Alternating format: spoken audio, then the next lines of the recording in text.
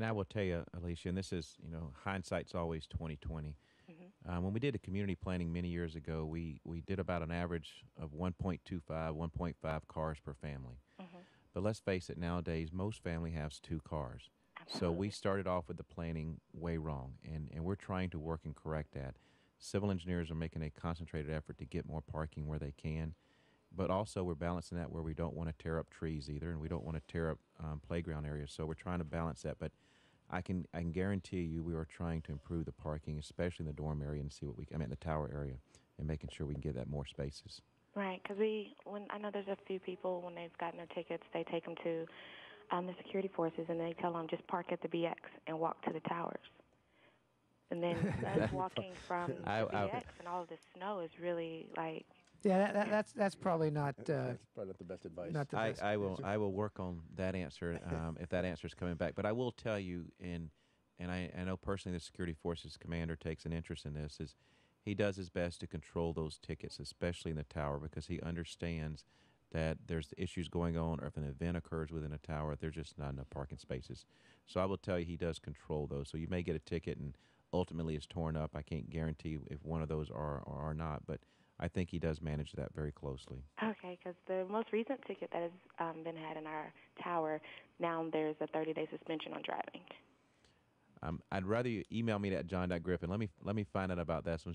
So you should not have gotten a 30-day, unless there was a specific case to it. I'd have to look at it. For example, if you park in a clearly visible handicap type of parking space, snow's cleared and you know it's there, that may be different than parking somewhere where it's snow covered and you don't know where you're parking. So I'd have to look at a specific case on that one. One of the things we're also doing, Alicia, across both I think parking and with speeding, is I've asked our security forces to go back and sort of look and see what those punishments, if you will, are, and whether we are where I think is appropriate and is appropriate where the rest of the Air Force is. I don't have the details on parking, to be honest with you, at the top of my head. But on some of our speeding fines, if you will, I say fines, they're not monetary fines, but is we were probably a little harsher than I was comfortable with, and was not quite in line with some of the other bases. So we're getting that back a little more. I don't. Hopefully we're doing the same thing in the parking. We'll talk with security forces about that. We are, sir. That does not change the fact that there aren't enough parking spots. So I know the real root cause is that we need more parking. And then, but also you don't want to be, we need to understand that. We need to protect the safety issues. And then we need to, knowing that there isn't a lot of parking, not get too overly zealous about suspending licenses, too much and all that sort of thing when folks are challenged with that problem. So we gotta look for that right balance. So good thought, and we're going to continue to work it. The short answer though is I don't know if there's any immediate remedy. It's not like I can tell you, well, at Tower 220, next week we're starting a paving project. So, but we're certainly looking hard at it. Okay. Thank you for the call, Alicia. Thank you. We have a couple questions that came in via email. This one comes from Carla. Are there any plans in the future to create a bigger gym on main base? The gym is packed every Monday, Wednesday, and Friday, and there is no room for the Navy to work out. No, well, no room. Let me kind of take that backwards. First of all, no room for the Navy to work out, to me, kind of implies like we're playing favorites about who's using the gym, and I suspect we are not. Certainly, that's we've got no guidance to do that, and that gym is open to Misawa folks and do that. Now, there's also no room for CE to work out. There's no room for MXS to work out, Right. And so I will say we're not certainly targeting the Navy in any respect, to my knowledge, and I would I'm sure our FSS commander would say the same. That being said, I absolutely agree we need a new gym. That gym is sized for, don't quote me on the exact number, I think it's 46% of the square footage we earn based on population. I'm within a couple of percentage points on that. And it's also got a lot of infrastructure problems underneath that are making it real difficult. Couple options. Remember, there is the Freedom Fitness Center on the other side. And I know that is not as convenient, but it is there. And, if you think about other folks who have, people who live in the States and all that sort of stuff, sometimes having to drive, 10, 12 minutes to get to your workout place, vice 3 to 4 minutes is life. So that is an option. And then the short answer to your question is this base has been pushing very hard for a new fitness center. That is top of our priority list, if you will. But the honest answer is in today's fiscal environment, I will be surprised if we get that funded in the next couple of years. But I do know that we do push that with every visitor that we have, every DV that comes through. We take them over to the gym. We tell them we really need a new gym. We show them what we need and kind of put face to what the problem is. So hopefully they'll look at that. Now, in the gym, if you go in other times of the day, I mean, I know lots of folks like to work out in the morning, and sometimes what we've got to do is just be a little better about spreading out the workload, if you will. Because there are other times of the day where the gym is not used a whole lot. And I don't mean just like at midnight, but even kind of during the duty days. So sometimes units may have to think about, instead of having a morning PT session, maybe it's a midday PT session, which is not as efficient, I know, sometimes in the time schedule. It is true. There's key hours. Monday, Wednesdays, and Fridays are key, especially in the morning. Monday, Wednesday, Fridays, and afternoons are very key. Lunchtime across the wing is. But I would recommend when going to the fitness center, I agree, sir. If you do like a 9 or 10 o'clock in the morning, if you can schedule, I know that's very difficult within an organization, but you'll find it free. I go to the Freedom Monday through Sunday, rarely more than about 7 folks there. They have a nice basketball area that you can get probably 50 or so folks in there if you want to bring kind of an organizational PT in there. So there's other options out there. Yep. I've had a question as I go around talking to people too about why isn't the gym open 24 hours? And so as I talked to the Force Support Squadron Chief and asked him about that, one of the things that they mentioned is that they did do a survey, and they're always doing surveys on usage of the gym, but they did do a survey pretty recently, and it showed that between the hours of like midnight and 4 o'clock, there was only 4 or 5 people that were using it on a consistent basis. So to push that manpower towards that and to continue to do that for that 24 hours just really wasn't smart, wasn't wise usage of our manpower and the investment that goes into that. So absolutely. And I looked at that personally, looked at all the numbers, all the traffic counts across the hours and the days of the week. And so we made that decision. I stand by that one. I know there's a couple folks out there that decision probably didn't work for, but when you think of the manpower savings we've got, I think it was the right business decision. And we also kept the hours, we didn't open it up at 6, so we're still open pretty early and staying open pretty late. absolutely. There's also the Weasel's Den. Yep. And I'm too? seeing that getting more use. We do a little indoor soccer there on Wednesdays mornings, and the track up there is getting pretty full too. So the short answer to your question is we've got a project. We've got a design for a new gym out there just waiting for money.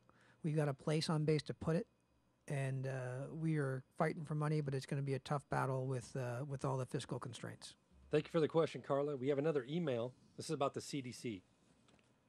The CDC has changed how they discipline the children. Because of that, the children are becoming more demanding and regressing from the manners they were learning. Can something be done about this? That's catching me a little off guard because I haven't heard of any changes we've made. CDC is really a congressional directive of how we deal with children across the Air Force and across the Department of Defense. So I would have to find out more about that specific question. Yeah, that's probably one we do need specifics on, or if you haven't, I guess I would say, do you have a chance to talk with the leadership of the CDC is where I'd start with that. And so we can certainly try to track that down for you, whoever it is. And we have a new CDC director. I think she's only been there about a month or so, very new hire. So you're more than glad to talk to her, and we'll make sure we get your question answered. Or like I said, you're more than welcome to call me, 3504. Please give me a personal phone call, and I'll make sure that we check it out. And she's not new to the CDC business. She came here from another CDC, Experienced, I think, down in Japan, in a different part of Japan. So We have another question? Are we going to a phone call? Okay, so we have a phone call. Evelyn is on the line. Hello, Evelyn. Are you there? Evelyn? Hello? guess we lost her. Sorry, Evelyn. Well, Sorry, Evelyn, if you're there, Call please back. call back. We'll take your question. And in the meantime, we have another email question. This concerns spice. I know this is becoming a big topic now in the military. Can you tell me what the repercussions of using spice drug is, and is this something my high school student can buy off base at a convenience store? Okay, well, sounds like from the question, certainly for military folks, the repercussions of using spice are, there's a good chance we'll likely court-martial you. That's probably the simple answer. Like there's a simple answer, but this almost sounded like it was a dependent.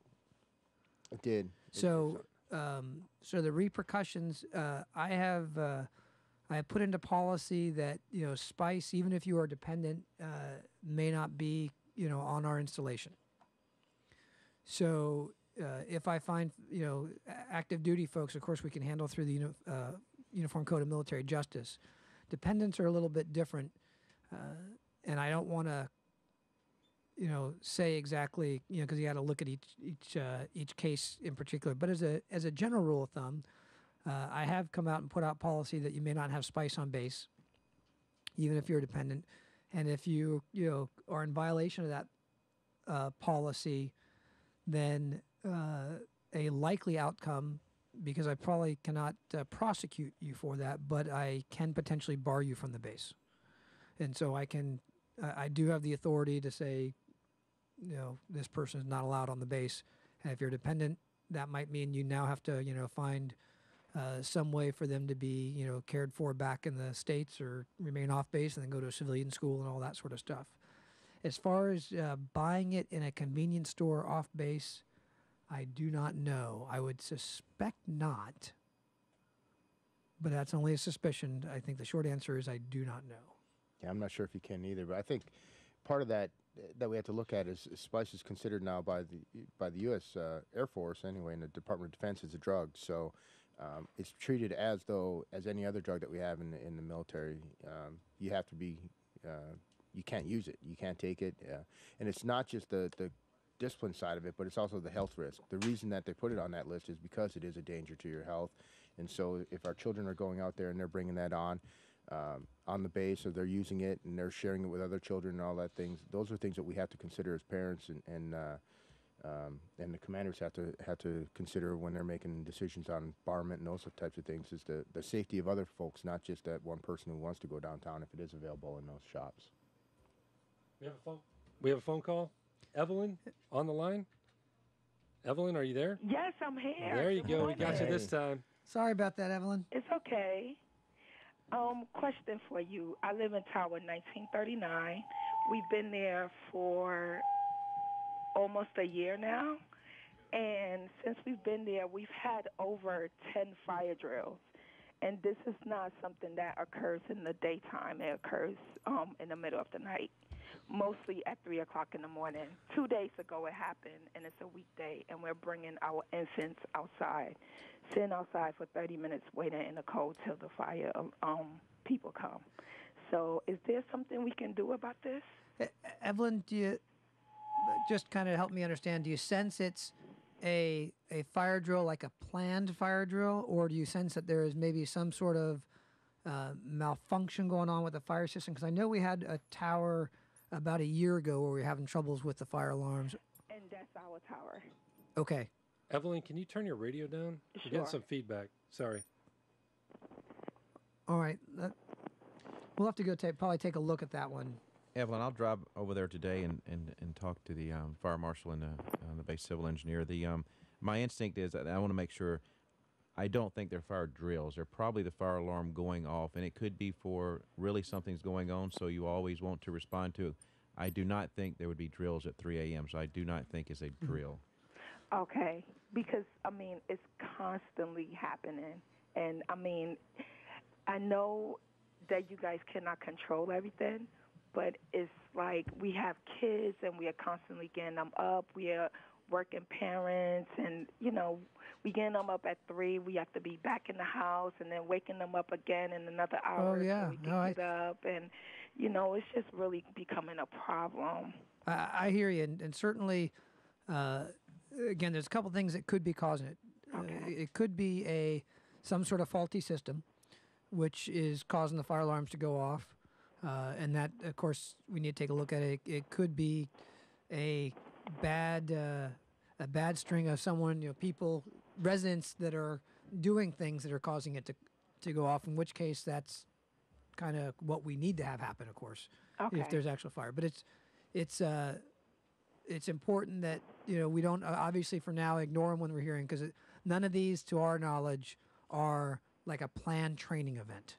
Where we're doing this Right. to you on purpose to test your reactions. Okay. So you need to operate under the assumption that it's a real fire, and then let us go take a look at it and see what's going on. Like I said, I know there was, and I'm drawing a blank. It might have been 1939, but I was thinking it was a different tower that it was that we were doing work on it to make sure the system was good. We'll take a look at it. Okay. Thank you. Yep. Thanks, Evelyn. Thanks for the Okay. call. Thank you for the Bye-bye. question, Evelyn. Now it's getting to that time where we're going to start wrapping up Commander's Open Line. So we're going to throw it out there to start with Chief. Chief Laurent, closing comments. I would just like to thank everybody for the questions that they brought in today, whether they emailed them in or they called us on the line. And just a quick reminder that the Air Force Assistance Fund and campaign is getting ready to kick off March 26th and runs through the 4th of May. So start thinking about that and how we can help out our folks with that Air Force Assistance Fund. It's a great program that we have in the Air Force. As a first sergeant, I know I've used that with my airmen to help them out, and just be prepared for that coming up soon. And I agree complete with the chief. Thanks for all the calls and continue to ask questions. 2 quick notes. Remember to vote. And remember, the tech center is now open right by the building 516, right by the comm squadron building. And I'll pass it on to the boss. Okay. Well, folks, appreciate everything that all the people are doing around this base to make the mission happen day in and day out. General Field, the 5th Air Force Commander, was up here last week and had a great visit. Nothing but impressed with the act all the way across the base. We got John North coming to visit us here in about a week and a half or so, too. And so that's a great opportunity to show him what we were all about, and also to help kind of put those plugs in for the things where we need resources, whether it's additional manpower on the maintenance line, or whether it's a new fitness center, or whether it's updated policy to make sure that we're nested with our Chief of Staff's intent. But I appreciate your leadership out there, and that is all I've got from here. That wraps up this Open Line. You guys will be back next month, right? Last Friday of March. Cool. Should be. All right. So you guys can, still send your questions in. They will take your questions and get them answered on Open Line. All right. All right. Thanks for Thanks, joining us. Thanks, Brad. We're leaving Thanks, Bradford. leaving the studio here. Got Black Keys howling for you.